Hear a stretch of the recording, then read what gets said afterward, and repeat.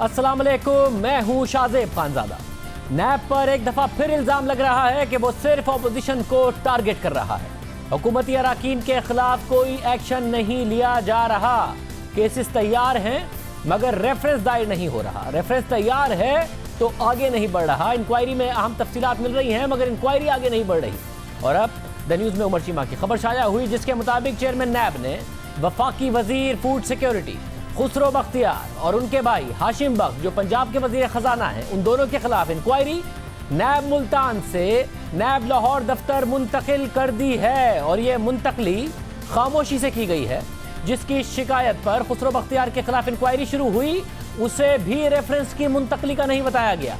और खबर के मुताबिक ये मुंतकली नैब मुल्तान की रजामंदी के बगैर की गई है, क्योंकि नैब मुल्तान का दावा था कि उनके पास बहुत सी तफसीलात हैं, अहम तफसीलात हैं जिनकी मजीद तहकीकात जरूरी है। खबर के मुताबिक 2018 के आगाज में एहसन आबिद एडवोकेट ने खुसरो बख्तियार और उनके भाई के खिलाफ नैब में दरख्वास्त दी, जिसे नैब हेडक्वार्टर ने तस्दीक के लिए मुल्तान दफ्तर भेज दिया। फिर सितंबर 2018 में इल्जामात की तस्दीक के बाद मुल्तान ऑफिस ने नैब हेडक्वार्टर को बताया कि उन्हें काफ़ी मालूमात मिली हैं, इसलिए इंक्वायरी की इजाज़त दी जाए, मगर फौरी इजाज़त नहीं मिली। फिर एक साल से ज़ायद अरसे तक खामोशी के बाद नैब ने जनवरी में खुसरो बख्तियार और उनके भाई हाशिम बख्श के खिलाफ इल्जामात की बाज़ाब्ता इंक्वायरी का हुक्म दे दिया। मगर इस इजाज़त की वजह लाहौर हाई कोर्ट बनी, क्योंकि शिकायत करने वाले ने नैब की सुस्ती के खिलाफ लाहौर हाई कोर्ट से रुजू कर लिया था, जिसके बाद नैब ने इंक्वायरी की इजाज़त दे दी। अब ये इंक्वायरी लाहौर मुंतकिल हो गई है। खबर के मुताबिक दिसंबर 2018 में नैब मुल्तान ने जो रिपोर्ट जमा कराई थी उसके मुताबिक खुसरो बख्तियार के अहले खाना ने 2004 से 2010 तक भारी सरमायाकारी की। 4 शुगर मिल्स, बिजली पैदा करने वाली 5 कंपनियां और 4 तिजारती कंपनियां कायम की। उनकी जमीन 712 एकड़ से बढ़कर 972 एकड़ हो गई। मुख्तसर से अरसे में 260 एकड़ जमीन बढ़ गई। इसके अलावा मुख्तलिफ शहरों में 6 से 7 रिहायशी घर और प्लॉट भी ले लिए गए। रिपोर्ट के मुताबिक खुसरो बख्तियार ने कुछ जायदादें अपने नाम से खरीदी, मगर कागजात नामजदगी में वो जायदादें जाहिर नहीं की। नैब के मुताबिक खुसरो बख्तियार के खानदान ने 2011 था 2018 के दौरान तकरीबन 979 मिलियन रुपए की गैर मुल्की तरसीलाते ज़र भी वसूल की, यानी रेमिटेंसेस वसूल की। और वजीर के खानदान के असासों की मौजूदा मार्केट वैल्यू 100 अरब रुपए से जायद है, 100 अरब रुपए से जायद है। और अब इस खानदान का शुमार बड़े सनतकारों में होने लगा है। रिपोर्ट के मुताबिक इतनी सरमायाकारी के लिए किसी बैंक से कर्जा तक नहीं लिया गया। अगर तहकीकात का हुक्म दिया जाता और मुल्जिमान से तफ्तीश की जाती तो मजीद तफसीलात सामने आती। इस हवाले से द न्यूज़ ने तर्जुमान नैब से रब्ता किया तो उन्होंने जवाब नहीं दिया। और जब हमने इस खबर पर नैब का मौक़िफ़ लिया तो उन्होंने कहा, नैब के तर्जुमान ने कहा कि ये बात कि खुसरो बख्तियार की इंक्वायरी मुल्तान से लाहौर मुंतकिल हो गई है उनके इल्म में नहीं है। फिर हमने जुमे को उनको ये मैसेज किया था, हमने इंतज़ार किया। उसके बाद हमने पूछा कि नैब इंक्वायरी कहाँ तक पहुँची है तो उन्होंने उसका भी कोई जवाब नहीं दिया। फिर हमने आज फिर तर्जुमान नैब से पूछा तो उन्होंने एक बार फिर ला इल्मी का इज़हार किया कि उनके इल्म में ये बात नहीं है। अब नैब के तर्जुमान के इल्म में ये बात नहीं है कि एक अहम वफाकी वजीर की जो इंक्वायरी है वो शिफ्ट कर दी है चेयरमैन नैब ने मुल्तान से लाहौर। हमने खुसरो बख्तियार से भी रब्ता किया, उन्हें प्रोग्राम में आने की दावत दी तो उन्होंने हमें बताया कि मैंने जो असासे ज़ाहिर किए हैं मैं उन पर कायम हूँ और ख़ुद पर लगने वाले इल्ज़ामात का किसी मुनासिब फोरम पर जवाब दूंगा। मैं किसी माली बेज़ाब्तगी में मुलव्विस नहीं रहा और मेरा सियासत में रिकॉर्ड साफ है। अब हमने उनको प्रोग्राम में बुलाया, वो प्रोग्राम में नहीं आया। अब सवाल ही उठ रहा है कि नैब ने खुसरो बख्तियार के खिलाफ इंक्वायरी मुल्तान से लाहौर क्यों मुंतकिल की, और ऐसी क्या बात है कि हमने जुमे को तर्जुमान नैब से पूछा तो उन्होंने कहा कि ये बात उनके इल्म में नहीं है। 2 दिन इंतजार के बाद आज पूछा तो आज भी उन्होंने कहा कि मेरे इल्म में नहीं है। या तो वो कह देते कि यह खबर गलत है या फिर इंक्वायरी मुल्तान से लाहौर ट्रांसफर करने की वजह बता देते। मगर नैब ही के तर्जुमान, नैब ही की एक अहम वफाकी वजीर की इंक्वायरी मुल्तान से लाहौर मुंतकिल होने पर ला इल्मी का इजहार करते नजर आए हैं 3 दिन के फ़र्क के साथ भी। सिर्फ ये एक केस नहीं, इसके अलावा भी 2 केसेस ऐसे हैं जो तहरीक इंसाफ से मुताल्लिक हैं मगर उनमें भी पेशरफ नहीं हो रही। गुज़िश्ता साल 9 दिसंबर को चेयरमैन नैब ने दावा किया था कि BRT केस और बालम जब्बा केस में नैब का रेफरेंस तैयार है। कल एक टीवी पे एक साहबा तशरीफ लाई थी जो बहुत बड़ी पॉलिटिशियन भी हैं। उन्होंने ये 2 बातें की कि नैब कर क्या रहा है, नैब तो BRT में एक्शन नहीं ले रहा, नैब कर क्या रहा है, मालम जब्बा में एक्शन नहीं ले रहा। उनका शायद ये इल्म नहीं है कि दोनों एक्शन तैयार है। ऐसी बात नहीं है कि एक्शन तैयार नहीं है, रेफरेंसेस तैयार हैं, लेकिन जब अदालतों से स्टे विकेट होंगे तो फिर बारी आएगी ना रेफरेंसेस फाइल करने की। और आप यकीन करें कि ये बारी ज़रूर आएगी, देर आयद दुरुस्त आयद। नैब का रेफरेंस तैयार है मगर कोई पेशरफ नहीं हो रही। इस हवाले से हमने तर्जुमान नैब से पूछा कि पेशावर मेट्रो और मालम जब्बा केस में क्या पेशरफ हुई है। हमने मुसलसल नैब से मौक़िफ़ जानने की कोशिश की। 26 फरवरी को नैब से रब्ता किया तो उन्होंने जवाब नहीं दिया। फिर 27 फरवरी को हमने नैब से रब्ता किया तर्जुमान नैब से, तो नैब तर्जुमान ने कहा कि हमने आपके सवालात खैबर पख्तूनख्वा नैब को भेज दिए हैं, उनके जवाब का इंतजार है, जैसे ही जवाब आएगा आपको बता दिया जाएगा। फिर हमने उनसे 28 फरवरी को रब्ता किया तो उन्होंने कोई जवाब नहीं दिया। इसके बाद हमने 2 मार्च को तर्जुमान नैब से रब्ता किया, इस हवाले से पूछा तो नैब तर्जुमान ने मौक़िफ़ अख्तियार किया कि सुप्रीम कोर्ट में इस केस में नैब फरीक नहीं है। अदालत ने मंसूबे की तकमील तक स्टे ऑर्डर दिया हुआ है। हमने अपनी inquiry report Peshawar high court में जमा कराई हुई है मगर नैब की दरख्वास्त पर अदालत ने उसे सील किया हुआ है। साथ ही तर्जुमान नैब ने मालम जब्बा केस के हवाले से कहा कि मालम जब्बा का केस अभी ज़ेर तफ्तीश है, उसे नैब के एग्जीक्यूटिव बोर्ड की मीटिंग में पेश कर दिया जाएगा और अगर एग्जीक्यूटिव बोर्ड का जो भी फैसला होगा उससे सबको आगाह कर दिया जाएगा। अब सवाल यह है कि दिसंबर में चेयरमैन नैब ने कहा कि मालम जब्बा केस में रेफरेंस तैयार है। उसके बाद नैब के एग्जीक्यूटिव बोर्ड की 3 मीटिंग्स हो चुकी हैं। तर्जुमान नैब कह रहे हैं कि जब एग्जीक्यूटिव बोर्ड का इजलास होगा तो उसके सामने रखा जाएगा। दिसंबर में चेयरमैन नैब ने कहा, उसके बाद 3 मीटिंग हुई। नैब की अपनी वेबसाइट के मुताबिक 11 दिसंबर 2019 को चेयरमैन नैब की सदारत में नैब एग्जीक्यूटिव बोर्ड की मीटिंग हुई जिसमें 1 रेफरेंस, 2 इन्वेस्टिगेशन और 4 इंक्वायरी की मंजूरी दी गई। मगर मालम जब्बा का रेफरेंस बकौल चेयरमैन नैब तैयार है, उसमें उसकी मंजूरी नहीं हुई। फिर 16 जनवरी 2020 को नैब की एक और एग्जीक्यूटिव बोर्ड की मीटिंग हुई। इस इजलास में साबिक वज़ीर आज़म नवाज शरीफ, साबिक वज़ीर आज़म यूसुफ रज़ा गिलानी और साबिक सदर आसिफ अली ज़रदारी के खिलाफ रेफरेंस की मंजूरी दी गई। इसके अलावा 2 मजीद रेफरेंस की मंजूरी दी गई। इसके अलावा 4 इन्वेस्टिगेशंस और 9 इंक्वायरीज की मंजूरी दी गई। मगर इस इजलास में भी मालम जब्बा केस पर बात नहीं हुई, यानी 2 साबिक जमहूरी वज़ीर आज़म और 1 साबिक जमहूरी सदर के खिलाफ रेफरेंस मंजूर हो गया, मगर उस इजलास में भी बकौल चेयरमैन नैब तैयारशुदा मालम जब्बा रेफरेंस की मंजूरी नहीं हुई। इसके बाद नैब के एग्जीक्यूटिव बोर्ड की तीसरी मीटिंग 26 फरवरी को हुई जिसमें 2 रेफरेंसेस, 4 इन्वेस्टिगेशन और 4 इंक्वायरीज की मंजूरी दी गई, मगर उस मीटिंग में भी मालम जब्बा केस पर रेफरेंस की मंजूरी नहीं हुई। साथ ही अहम बात यह है कि जिस दिन चेयरमैन नैब ने मालम जब्बा केस के रेफरेंस के हवाले से बात की, उसके बाद मीडिया पर सवाल उठाया गया कि मालम जब्बा केस में तो कोई स्टे ऑर्डर नहीं है। उस पर अगले दिन यानी 10 दिसंबर को नैब ने वजाहती बयान जारी किया कि मालम जब्बा केस पेशावर हाई कोर्ट में ज़ेर समाअत है। मालम जब्बा केस में 2 कंपनियों ने पेशावर हाई कोर्ट से रुजू किया हुआ है। नैब की इस वजाहत पर भी हमने सवाल उठाया कि मामला अदालत में है, मगर अदालत ने नैब को तहकीकात से नहीं रोका। इसके बाद हमारे पूछने पर नैब ने कहा कि तफ्तीश हो रही है और एग्जीक्यूटिव बोर्ड के सामने ये केस रखा जाएगा। अब 3 मीटिंग्स हो गई हैं मगर उनके सामने ये केस क्यों नहीं रखा गया। हालांकि चेयरमैन नैब ने कहा था कि रेफरेंस तैयार है। इसी तरह BRT केस के हवाले से तर्जुमान नैब ने वजाहत की कि सुप्रीम कोर्ट ने स्टे ऑर्डर दिया हुआ है। इस हवाले से हमने माहिर कानून और सुप्रीम कोर्ट बार के साबिक सदर रशीद रिजवी के सामने ये सवाल रखा था तो उन्होंने हैरत का इजहार किया था कि नैब ने अब तक केस में स्टे ऑर्डर खत्म कराने के लिए कुछ क्यों नहीं किया। अदालत पर भी, स्टे ऑर्डर पर भी उन्होंने जिम्मेदारी डाली। किस हद तक तसल्लीबख्श जवाब दे पाए हैं इस बात का चेयरमैन नैब के 1 साइडेड अकाउंटेबिलिटी है? लोग हाई कोर्ट में और भी बहुत से वकील नैब के खिलाफ कोई स्टे ले लेते हैं तो उनके वकला आके इतना शोर करते हैं केस चलाओ, केस चलाओ, केस चलाओ। ये कैसी बात है कि जी केस यहाँ पे नहीं चल रहा है, 1 साल हो गया है और ख़ुद सुप्रीम कोर्ट का अपना डिसीजन है जिसमें उन्होंने आर्टिकल 199 को बड़ा लिमिटेड स्कोप किया है क्रिमिनल इन्वेस्टिगेशन में। आपको याद होगा शहनाज बेगम और मुस्तफ़ा जैदी वाला जो केस था जिसपे सिंध हाई कोर्ट ने सो मोटो लिया था, उसके खिलाफ सुप्रीम कोर्ट ने कहा था कि आप इन्वेस्टिगेशन में इंटरफेयर नहीं कर सकती है कोर्ट्स। बात नियत की है, बात विलिंगनेस की है कि वो कितना विलिंग कर रहे हैं, कितनी हद तक वो उस केस में आगे जाना चाहते हैं। ये तो एक नूरा कुश्ती लग रही है कि उन्होंने कहा स्टे लेके आ जाओ, हम बैठे रहेंगे जब तक स्टे चलेगा और ख़ुद उनकी कोई कोशिश नहीं है ख़त्म करवाने की। सवाल उठ रहा है कि नैब ने अब तक स्टे ऑर्डर खत्म कराने के लिए अपील क्यों नहीं की, सुप्रीम कोर्ट को ये क्यों नहीं बताया कि हमारे पास इस केस में अहम शवाहिद मौजूद हैं, इंक्वायरी के बाद इन्वेस्टिगेशन मुकम्मल हो चुकी, रेफरेंस तैयार है। ये सवाल इस लिहाज से भी अहम हो जाता है कि नैब दीगर केसेस में फौरी तौर पर अदालत से रुजू करता है। इस्लामाबाद हाई कोर्ट ने शाहिद खान अब्बासी और हसन इकबाल को जमानत पर रिहा किया तो उसी दिन नैब ने ऐलान किया कि वो सुप्रीम कोर्ट जाएगा। इसी तरह जब सक्कर की एहतसाब अदालत ने खुर्शीद शाह को जमानत पर रिहा किया तो नैब ने अगले ही दिन यानी 17 दिसंबर को अदालत से ने जमानत दी। नैब ने अगले दिन 18 दिसंबर को जमानत को सिंध हाई कोर्ट में चैलेंज कर दिया।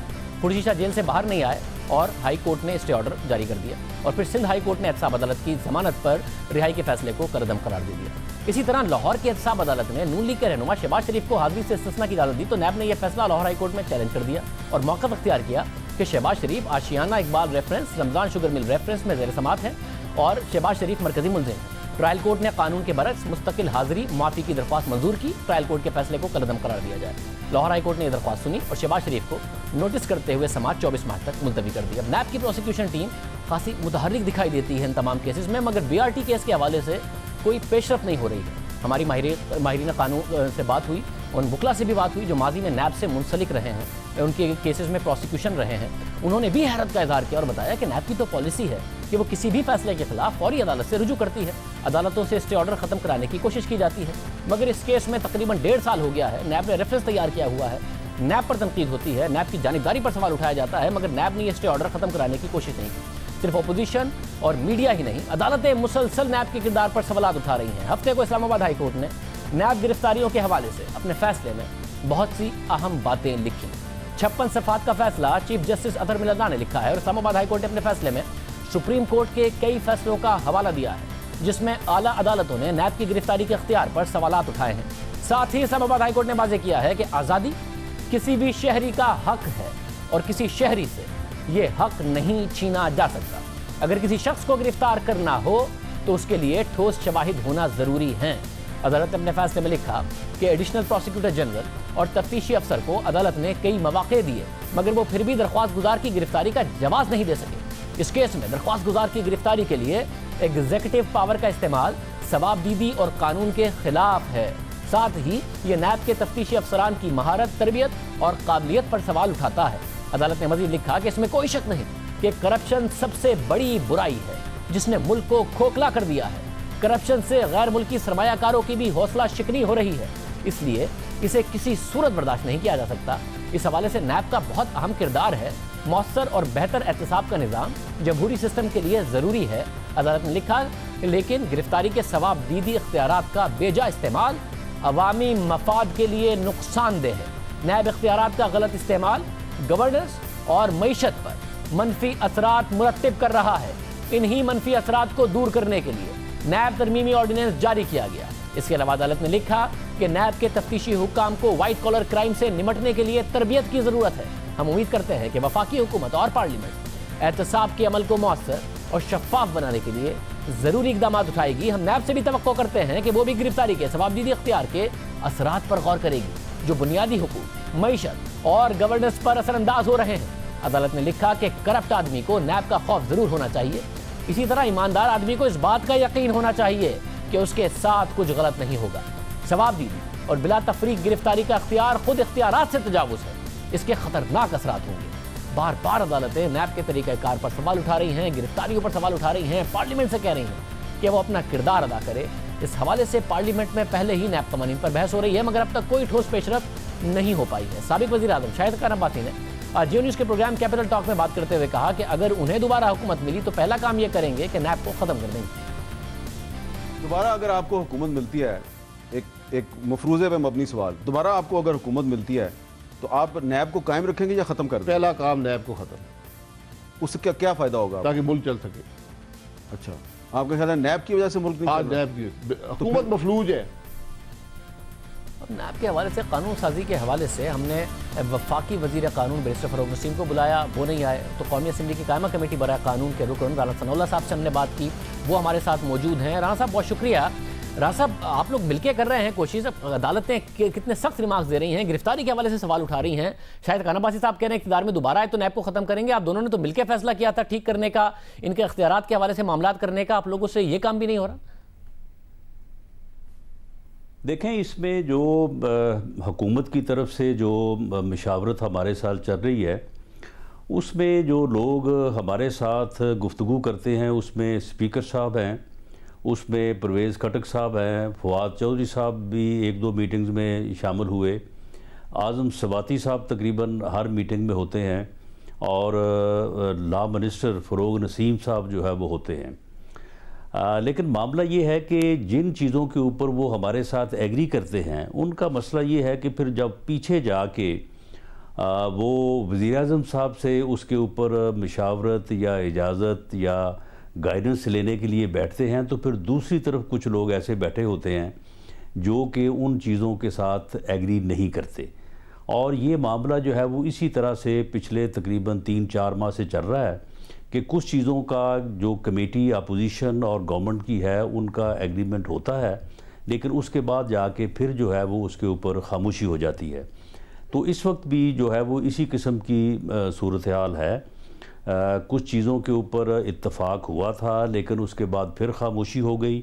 अब क्योंकि आज इजलास शुरू हुआ है तो हो सकता है कि आने वाले 1-2 दिनों में जो है वो दोबारा मीटिंग हो और उसके बाद फिर सही मालूम हो कि जिन चीज़ों के ऊपर किसी हद तक एग्रीमेंट हुआ था उनकी अब क्या पोजीशन है, कि किस हद तक गवर्नमेंट जो है वो कंसीड कर रही है चीज़ों को और किस हद तक नहीं कर रही। मगर साहब, हुकूमती वज़रा तो खुद मानते हैं कि नैब की वजह से हुकूमती मशीनरी का पहिया बैठ गया है, चल नहीं रही, ब्यूरोक्रेसी काम नहीं करती, तो वो कौन सी ऐसी बातें जो कमिट करते हैं और बाद में पीछे हट जाते हैं? जो chief justice Islamabad high court का फैसला आया है उसमें बड़ी वजाहत के साथ ये बात जो है उसको एनालाइज करके बयान किया गया है कि किस तरह से जो है वो गिरफ़्तारी का सबसे ज़्यादा मिसयूज़ जो है वो गिरफ़्तारी के इख्तियार का होता है। अब यानी एक तरफ इंक्वायरी चल रही हैं और वो इंक्वायरीज साल से चल रही हैं और उन इंक्वायरीज़ में जो है वो लोगों को ना सिर्फ गिरफ़्तार नहीं किया जाता बल्कि उनको कभी बुलाना भी हो तो वो भी कुछ 6 महीने 8 महीने में एक आध मरतबा जो है बुलाया जाता है। दूसरी तरफ मामला ये है कि इधर इंक्वायरी शुरू होती है और ठीक 10 दिन बाद जो है वो मरीम नवाज़ साहबा को गिरफ़्तार कर लिया जाता है, महीने बाद जो है वो एहसन इकबाल साहब को गिरफ़्तार कर लिया जाता है, शाहद खान अब्बासी साहब को जो है वो गिरफ़्तार कर लिया जाता है। ये 6 तारीख को अगर मैं बेल करवा के ना जाता तो मुझे भी जो है वो गिरफ़्तार करने का जो है वो पक्का ठका प्रोग्राम जो है वो बना हुआ था। इसी तरह से जवेद लतीफ़ साहब के मामले में भी जो है वो आलमोस्ट जो है वो डिसीजन हो चुका है। इसी तरह से अमीर मकाम साहब हैं, इसी तरह से अकरम दुरानी साहब हैं। एक तरफ तो ये पोजीशन है, दूसरी तरफ जो लोग हैं उनके ख़िलाफ़ इंक्वायरीज़ मुकम्मल हो चुकी हैं। खुसरो बख्तियार साहब के ख़िलाफ़ इंक्वायरी मुकम्मल होने के बाद बाकायदा जो है वो रिपोर्ट हो चुकी कि जनाब इनका ये केस जो है ये प्रूव हो चुका है और इनको आगे जो है वो फर्दर जो है वो इसमें जो है वो फर्दर एक्शन होना चाहिए, लेकिन वो कुछ नहीं हुआ। और अब 6 माह बाद जब प्रेशर बढ़ा तो उनकी जो है वो तफ्तीश अब मुल्तान ब्यूरो से ट्रांसफ़र कर दी गई है लाहौर ब्यूरो में। इसी तरह से ये जो वज़ीर सेहत थे उनके मुतल्लक जो है वो ज़बान ज़द-ए-आम था, प्राइम मिनिस्टर ने ख़ुद एक्शन लिया और उनको जो है वो वज़ारत से हटाया। आज तक किसी ने जो है वो इंक्वायरी जो है वो शुरू नहीं की। मतलब आप जो बातें बता रहे ज़रा, ये मामला हम आवाम के सामने रखते रहे, मगर चेयरमैन नैब को या फिर नैब का की कोई मजबूरी नहीं है हुकूमत के साथ। उनका एक जो टेन्योर हो, उनकी जॉब हो, वो प्रोटेक्टेड है, कॉन्स्टिट्यूशन उसको प्रोटेक्ट करता है कि हुकूमत की से मजबूर नहीं है वो अपनी जॉब के लिए, अपने ऑपरेशंस के लिए। तो क्या वजह होगी कि आप लोगों को बार बार ये शिकायत हो रही? देखें शाह ज़ेब, इस वक्त नैब को इंडिपेंडेंट अदारा कहना जो है मैं समझता हूँ कि लफ्ज़ इंडिपेंडेंट का मजाक उड़ाने के मुतरादिफ है, बल्कि नैब के साथ भी ज़्यादती के मुतरादिफ है अगर ये कहा जाए कि नैब जो है वो इंडिपेंडेंट अदारा है। मेरी बात सुन के नैब के लोग जो घर में बैठे भी ये बात सुन रहे हैं वो भी इस बात के ऊपर जो है वो बिल्कुल जो है वो हाँ में सारा हिला रहे होंगे कि वाकई ये बात दुरुस्त है कि हम इंडिपेंडेंट नहीं है।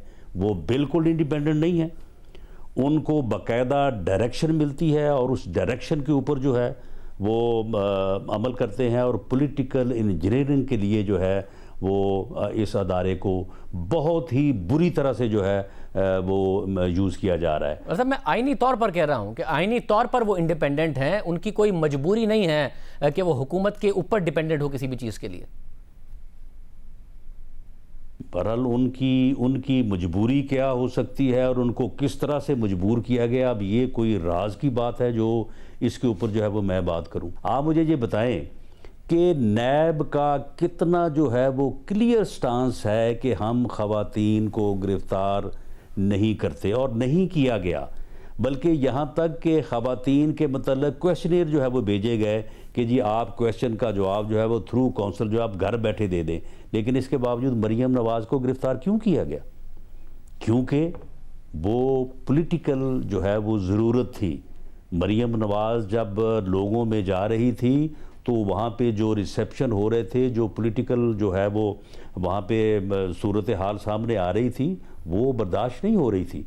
उसके जो वो ट्रांसलेट और तरह से हो रही थी। मगर फरियाल तालपुर साहबा को भी गिरफ्तार किया। बिलावल भुट्टो ज़रदारी साहब कहते हैं कि चेयरमैन नैब ब्लैकमेल हो रहे हैं, आप कह रहे हैं कि चेयरमैन नैब की मजबूरियां हैं और जो कानून साजी है वो लोग आप मिलकर कर नहीं पा रहे हैं। देखिए, अब इसमें बिलावल साहब ने जो बात की है, तो ये बात क्या आप रद्द करते हैं या कोई इसको जो है वो रद्द कर सकता है? और वो जो किस्सा हुआ था वो आपको पता है, वो उस आदमी ने किया था जो प्राइम मिनिस्टर हाउस का भी मीडिया एडवाइज़र था। और उसके बाद आप यानी उन चीज़ों को, जिन चीज़ों के ऊपर नैब का बड़ा वाज़ेह स्टांस है कि हम ये नहीं करते, हम ये नहीं करेंगे, लेकिन उसके बावजूद जो है वो इन केस ऑफ अपोजिशन जो है वो किया गया और इन केस ऑफ गवर्नमेंट जो है वो नहीं किया गया। गवर्नमेंट के बहुत सारे लोगों के केसेस जो है वो इस वक्त भी बिल्कुल राइप अप होके जो है वो पड़े हैं, लेकिन सवाल ही पैदा नहीं होता, इंक्वायरीज नहीं शुरू होती। ऐसा मगर जिस वीडियो का आप हवाला दे रहे हैं, जिस बात का आप हवाला दे रहे हैं, ज़ाहिर वज़ीर आज़म के एडवाइज़र थे ताहिर खान साहब, उनके चैनल पे वो चली थी मुबैना वीडियो चेयरमैन नैब की। हुकूमत ने आप लोगों पर इल्ज़ाम लगाया था कि अपोजिशन ने साजिश की है चेयरमैन नैब के खिलाफ और इसकी इंक्वायरी होगी। फिर इंक्वायरी इन्वेस्टिगेशन हुई नहीं और ऐसा कोई मुतालबा भी नहीं हुआ कि जिससे पता चल सकता कि कौन था जो चेयरमैन नैब को, अगर कोई इस किस्म की चीज़ थी तो इंक्वायरी और इन्वेस्टिगेशन तो वहाँ के सामने आई भी नहीं कि किस वजह से सारा काम हो रहा था। देखिए शाहज़ेब, मैं ये बात कर रहा हूँ कि हमें कमज़ोर करना या हमारे ख़िलाफ़ इंतकामी कार्रवाई करना या हमें सियासी तौर पे जो है वो नुकसान पहुँचाना, ये क्या इसका बराह रास्त बेनिफिशरी कौन है? इसका बराह रास्त बेनिफिशरी तो हुक्मरान जमात है ना। को नैब के किसी ऑफिसर ने तो हमारे ख़िलाफ़ आगे इलेक्शन नहीं लड़ना। वो उनका तो जो है वो एक इनडायरेक्ट जो है वो उनकी नौकरी का मसला हो सकता है या कोई और मसला हो सकता है। बराह रास्त बेनिफिशरी जो है वो हुकूमत है और ये सारा काम जो है हुकूमत जो है one way or the other जो है वो इसके पीछे है और वो जो है वो करवा रही है। राजा साहब, अमेंडमेंट कब होगी? आप लोग हुकूमत में थे, आप लोगों ने नहीं की, अब आप लोग भुगत रहे हैं, आप कह रहे हैं कि हुकूमत नहीं कर रही है। ये क्या ऐसी साइकिल में चीज़ें चलती रहेगी? अदालतें कह रही हैं अमेंडमेंट होगी नहीं होगी? अमेंडमेंट्स अब ज़रूरी हैं, अब ये करनी पड़ेंगी। इस्लामाबाद हाई कोर्ट के चीफ जस्टिस के फैसले के बाद चीफ जस्टिस ऑफ पाकिस्तान की जो डायरेक्शन आज से 1 महीना पहले थी उसमें अब 2 महीने रह गए हैं, उसके बाद और इस्लामी नज़रियाती कौंसिल के जो है वो फैसले या उनकी जो रिकमेंडेशन है उसके बाद अब अमेंडमेंट्स तो करनी पड़ेंगी। लेकिन कुछ लोगों को ये चाहते हैं कि उनको जो है वो पहले जो है वो उनको अरेस्ट कर लें ताकि बाद में अगर अमेंडमेंट्स हों भी तो फिर उनको फ़ायदा पहुँचते भी जो है वो 6 महीने 8 महीने लग जाएंगे। बहुत शुक्रिया। रसनउल्लाह साहब हमारे साथ मौजूद थे। प्रोग्राम में ब्रेक शामिल करते हैं, एक बार बहुत अहम खबर है, इस पर बात करेंगे।